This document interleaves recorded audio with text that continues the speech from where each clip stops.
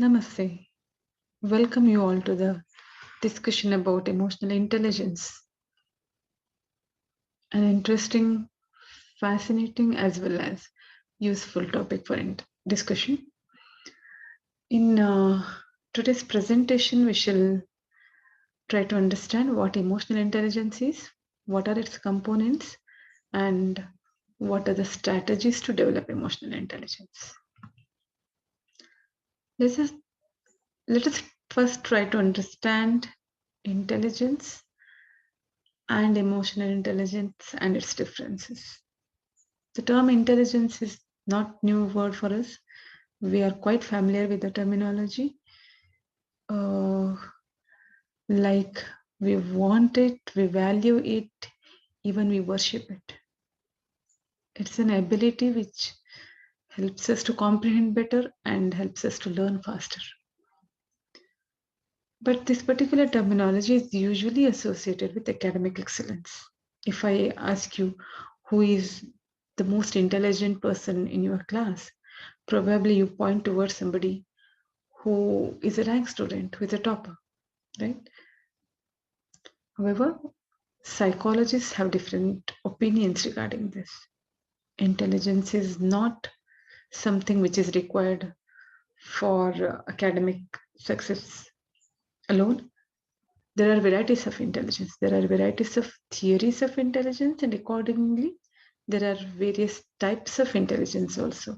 For example, mechanical intelligence is there. There is abstract intelligence. There is social intelligence. There is musical intelligence also. And similarly, there is this emotional intelligence. When we say emotional, uh, somehow even we are familiar with the term emotional. However, the layman usage is about, for being sensitive, getting easily affected by something. No? So in this way, the word emotional has a slightly negative connotation. If I'm saying some person X is emotional person, I'm not denoting something about his strength. It implies some amount of weakness, right? However, the term emotional intelligence means intelligence with regard to your emotionality. In this regard, we need to go through this saying which says that emotions can get in the way or get you on the way. What does that mean? We all have experienced at times that when we are too emotional, for example, very sad, very anxious, very afraid, very angry, we cannot focus on the work in hand, right? So, in that way, emotions can become an obstacle, hindrance, and even it can cause jeopardy at times. Similarly, it can also get you on the way. When positive emotions are attached with your work, your ideas, it can improve your concentration, make the work easier, and it can even escalate the speed when it is utilized properly. So, hence, we need to know that emotions are quite powerful. It can help you to achieve your goal, as well as it can be an hindrance in achieving your goal also. One more important thing about emotional intelligence is that it's an important ingredient of success. Very, very important ingredient of success. Having this emotional intelligence is very much essential to lead a successful life. This is the strongest predictor of performance, you know that? Decades of research now point to emotional intelligence as the critical factor that sets high performance apart from the rest of the people. Okay. We have seen people who are very brilliant rank students, however, they may not become a successful people later on. So there is no direct correlation between high intelligence and success, whereas the correlation between high emotional intelligence and success is very, very high.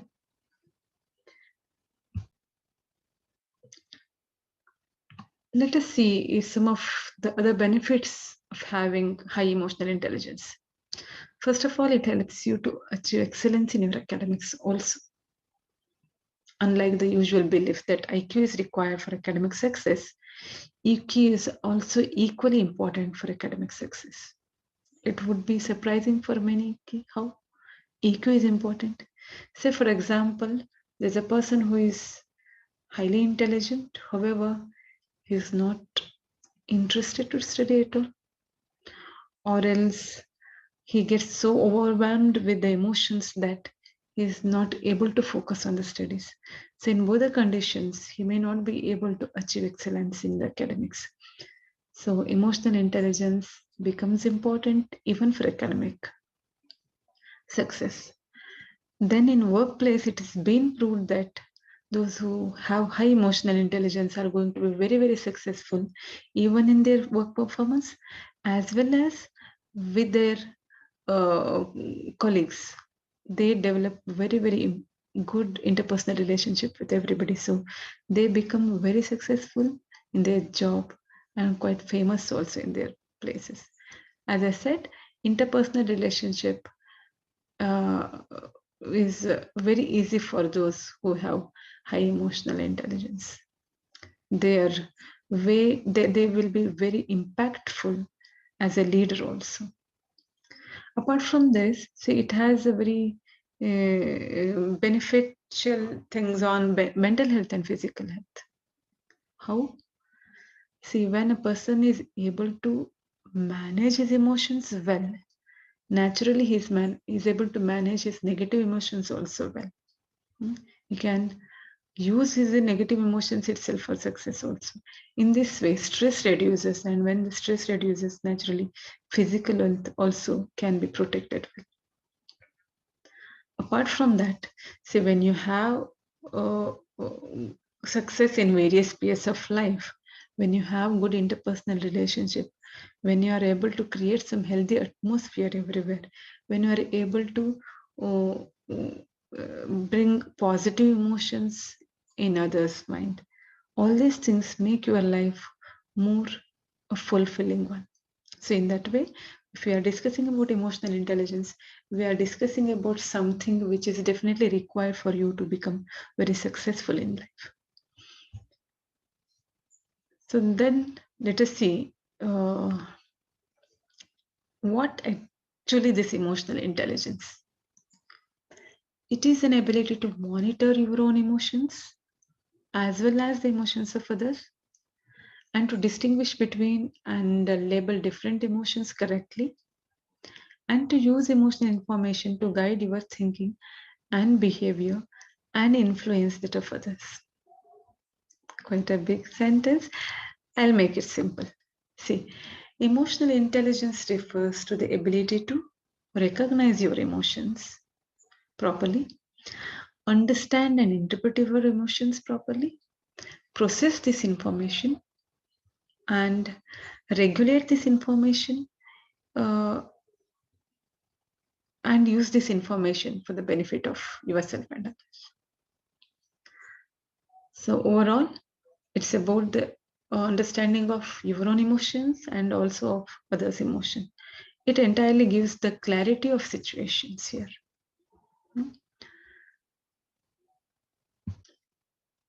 And the good thing about emotional intelligence is that we all have this emotional intelligence. Some have high emotional intelligence and some are poor at emotional intelligence. However, it is something in each of us. Though it is not so tangible, it gets manifested in your behavior. It affects how we manage behavior, navigate social complexities, and make personal decisions that achieve positive results.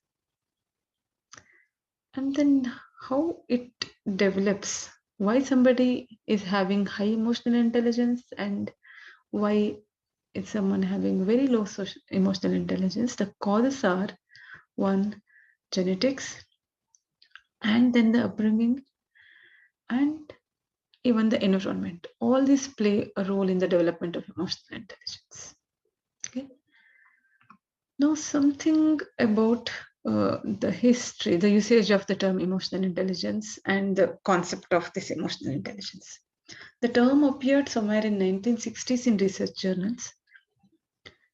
And in 1983, Gardner, in his theory of multiple intelligence, introduced the idea that traditional types of intelligence, such as IQ, fail to fully explain cognitive ability. He introduced the idea of multiple intelligences, which included both interpersonal intelligence and intrapersonal intelligence. Later on, Baron used the term emotional quotient. This is just like when you use IQ for intelligence. We measure the intelligence using some standardized tests and give the intelligence in some, explain the intelligence in some number, like IQ 90, IQ 100. Then you call it as intelligence quotient. Similarly, when you assess one's emotional intelligence using some standardized tools and end up getting some standardized scores and describe one's emotional intelligence through that score, then you call it as EQ, that is emotional quotient. However, throughout this presentation, I'll be using the term emotional intelligence itself. This term, emotional intelligence, became widely known with the publication of Daniel Goleman's book, Emotional Intelligence, where he wrote why it can matter more than IQ, why EQ can matter more than IQ. Till then, people were knowing that having high intelligence is not enough to become successful in life. There were famous leaders with modest IQ. So there was something which was missing in the explanation. It is not only the IQ, there is something else. So this understanding of emotional intelligence gave the answer to that missing link. Coming to the same Daniel Goleman's explanation on emotional intelligence, he said there are 5 components or competencies in this emotional intelligence. Let us see what are all those competencies. He divides all these competencies that is involved in emotional intelligence into 2. One is personal competencies and the other one is social competency. This personal competencies comprises your ability to manage your own emotions, being aware of your emotions, being able to recognize it and able to regulate those emotions. Whereas social competencies involve managing the emotions in interpersonal context and having social skills. These components are, these personal skills and competencies are self-awareness, self-regulation and motivation. And social competencies comprises of empathy and social skill. In today's presentation, let us try to understand all these 5 components one by one briefly. The first one is self-awareness. One of the component of emotional intelligence is self-awareness. What is this? It involves being aware of one's own emotions and accurately assess it. It might appear very, very simple. You might even say, array, it's so simple. If how come I won't be aware of my own emotions? If I am angry, I will know I'm angry. If I'm happy, I will know I'm happy. So what is great in this? Okay, but it is not so always. Sometimes we miss our own emotions. Sometimes we recognize in a wrong manner. Sometimes we hide our own emotions from ourselves.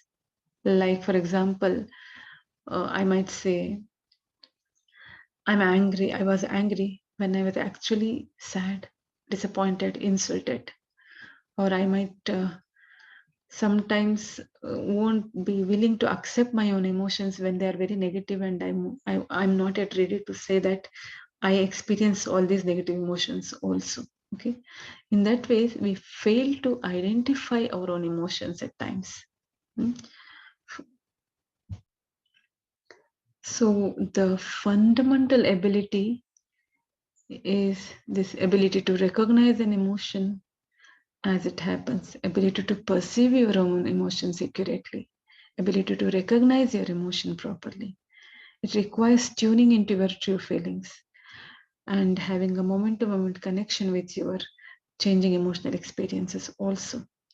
Say, for example, if you're not able to experience change of emotions according as per the changing situations, or if you are not able to feel intense emotions which are associated with physical sensation, or say you are not able to if experience varieties of emotions like being sad, angry, jealous, uh, hatredness, all these things, though negative, we do experience all these things, right? If you are not able to experience all such things, it means that somewhere you have turned off your ability to experience it, or you are hiding yourself from recognizing such experiences, which is not actually correct. So, to begin with, we should be able to properly identify what kind of emotions we are undergoing without using any kind of defense mechanisms. This is one of the basic skill in the emotional intelligence. If it's so important, and not only that, it's not only being aware of or identifying what emotion it is, it's also being aware of the effects of expressing that particular emotion. So all these things comes under self-awareness only. Then what can be done? If it's important, what can be done to increase self-awareness? First of all, we have a kind of casual attitude towards our emotions. Array, there is some situations and accordingly I'm feeling something. So it is not like that. We need to pay proper attention to our emotions. And we can make a habit of writing down our emotions also at times. And if we have difficulty in properly identifying your own emotions, every time you are habituated either to hide it from yourself or to label, give some other label, then you better ask for constructive feedback from others. Learn to reflect on your emotions and better practice mindfulness. That is, be in the moment, experience the moment in its entirety. These things will help you to be aware of your own emotions. The second component of emotional intelligence is self-regulation. See, being able to identify our own emotions, being aware of what we are undergoing actually is important, but it's not enough. Say, for example, I know that I'm angry, but what next? I'm angry, I'm going to throw things, I'm going to break the things. I'm very sad, I'm going to commit suicide. It is not like that. So, being aware of our emotion is not enough, but when the emotions are overwhelming, one should be able to manage that emotion, regulate that emotion in a proper channel, and use this emotion, the knowledge of emotion, to promote or guide our thinking and reasoning ability also. So self-regulation means being able to control and express emotions appropriately. So you know that this is very, very important. Experiencing emotion is not entirely in our control. Depending on the situation, automatically we experience some kind of emotions. But it is just the response is in our hands. Okay. It's all about a thoughtful response versus immediate or versus impulsive reaction. Hence, self-control by managing disruptive impulses is very important, and one has to take the responsibility of his own action, be accountable for his action, okay, and at the same time, uh, one needs to be thoughtful about how their emotions and their expressions influence or affect others. Now, how to improve this self-regulation? This is actually not so easy, but it can be practiced. First of all, we need to be mindful of our feelings and accept those. We need to stop blaming others. I'm angry and he made me angry. It's that I'm nervous. It's not that he was very scary. So in this way, first identify and accept the emotions and find our own ways to manage difficult emotions. We have to find the triggers of our emotions and find our own coping skills. And communication skill is very, very important in emotional regulation or self-regulation. It might be surprising, but if we are able to communicate our emotions or express our emotions in appropriate manner, majority of the burden will be reduced from our own head, and even for others also it won't be very overwhelming. We need to realize that every time we have a choice. Just because somebody is scolding on me or telling some nasty things about me does not mean that I have to behave in the same manner. I need to get angry on him. We have a choice. So take a step back, think for a while. So give a thoughtful response rather than some immediate reaction. And you have to use the reframing skills to analyze the situation. The same situation, you can perceive it in different perspectives. So when you practice doing such things, the way we respond to such kind of emotional challenges also differs, and we will have some better managing skills about our emotionality.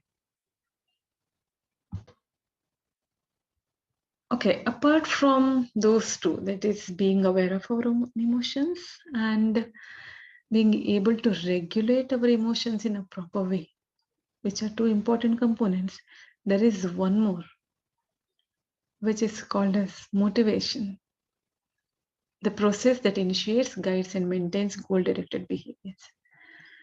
Motivation is so important that without motivation, we are nothing. We won't be doing anything in our life. We need to be motivated even to eat something, right? So even when you have high intelligence, if you are not at all motivated, you won't be able to use your intelligence also. Motivation, that is why an important component of emotional intelligence. People who are emotionally intelligent, they are motivated by things which is beyond the external rewards like fame, money, and recognition. It is not that. They are intrinsically motivated. Means they would do that work just because they like to do that work. They are passionate about it. They love that process of working. They get the flow while they work. They're action oriented, they're initiative also. And achievement drive is very, very high in these people.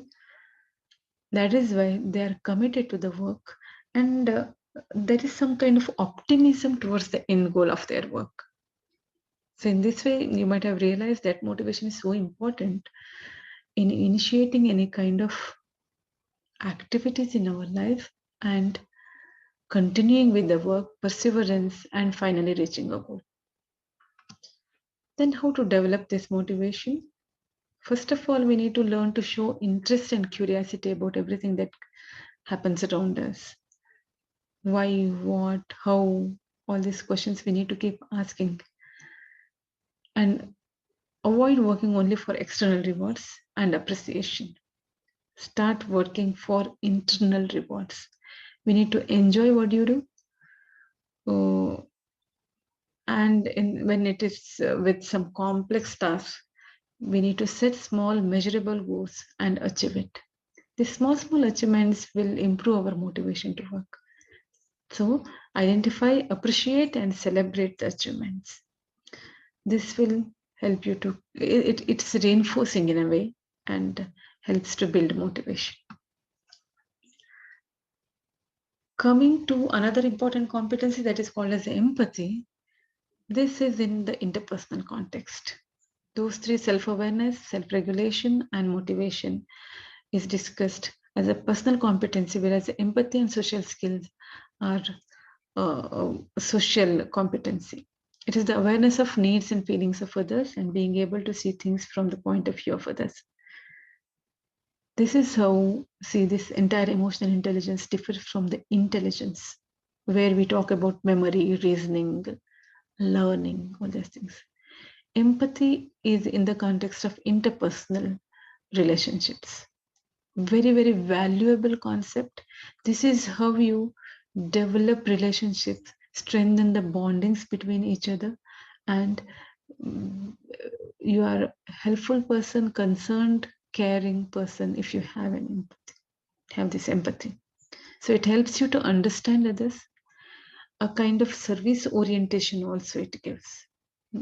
So having empathy means that you are able to understand the person from his own perspective. You are able to understand what the other person is undergoing.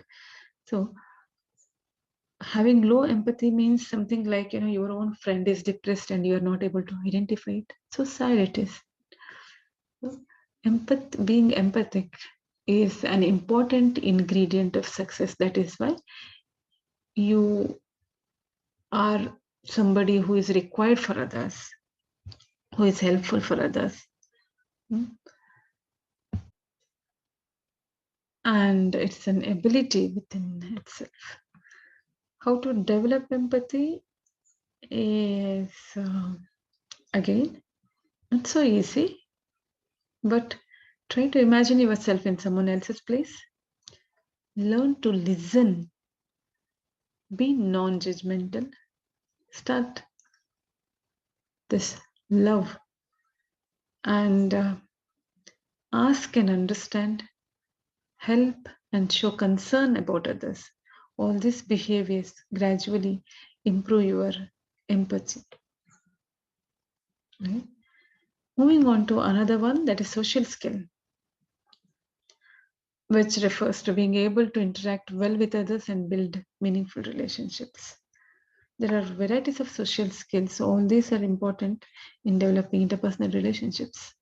Those who have who are good at these social skills can influence other person very well.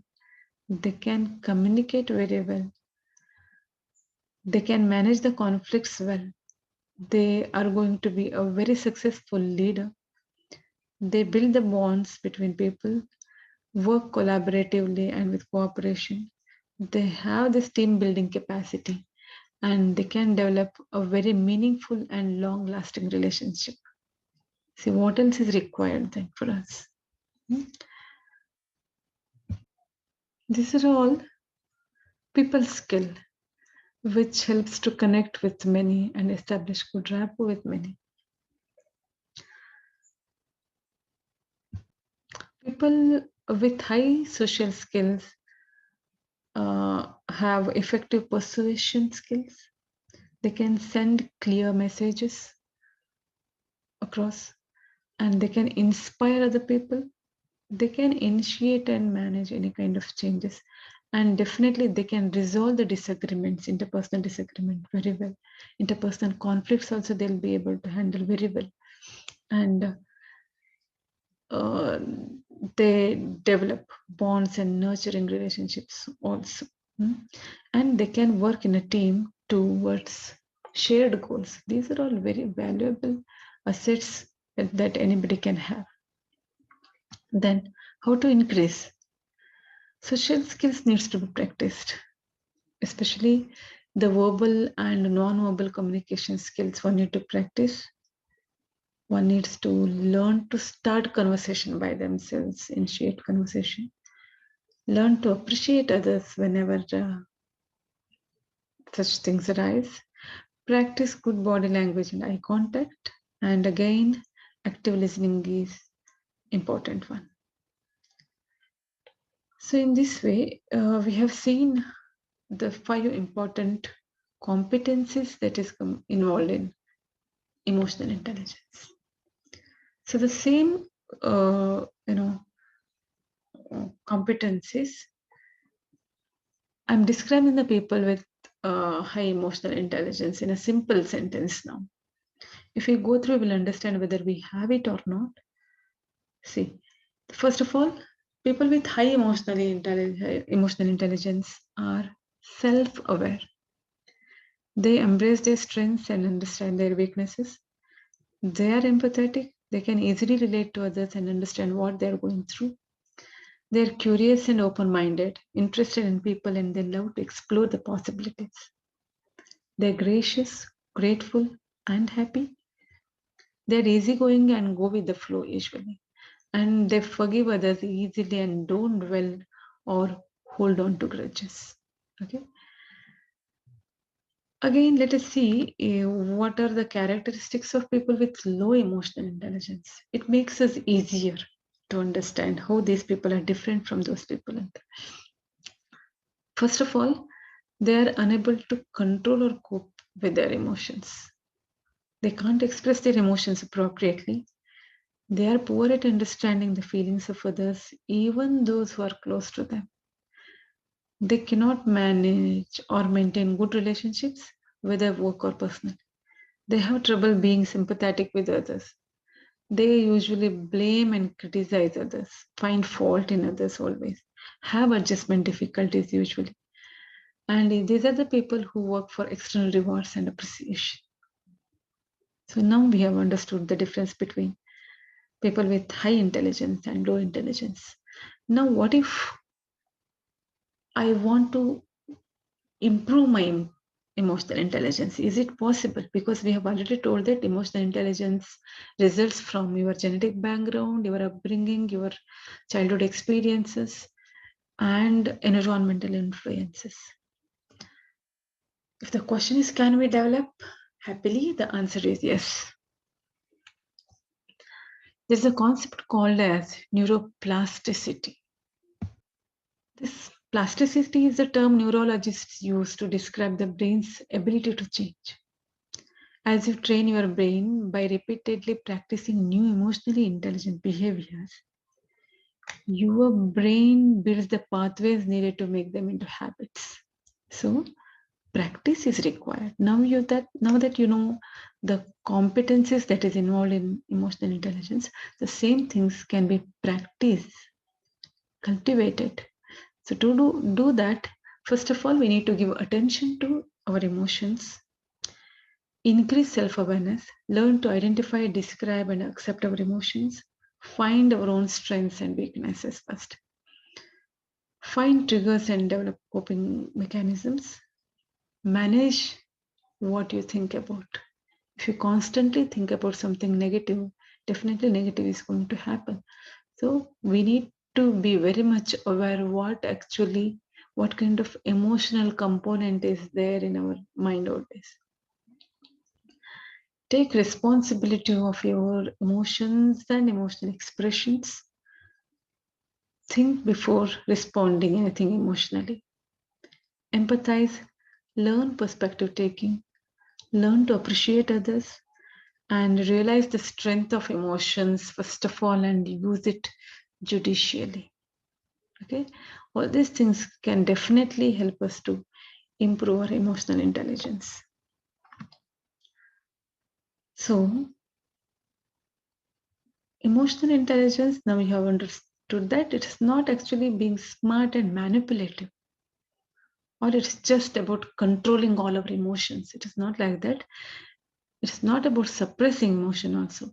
It is about how to recognize, process, choose, and channel the emotions in a way that benefits you and others.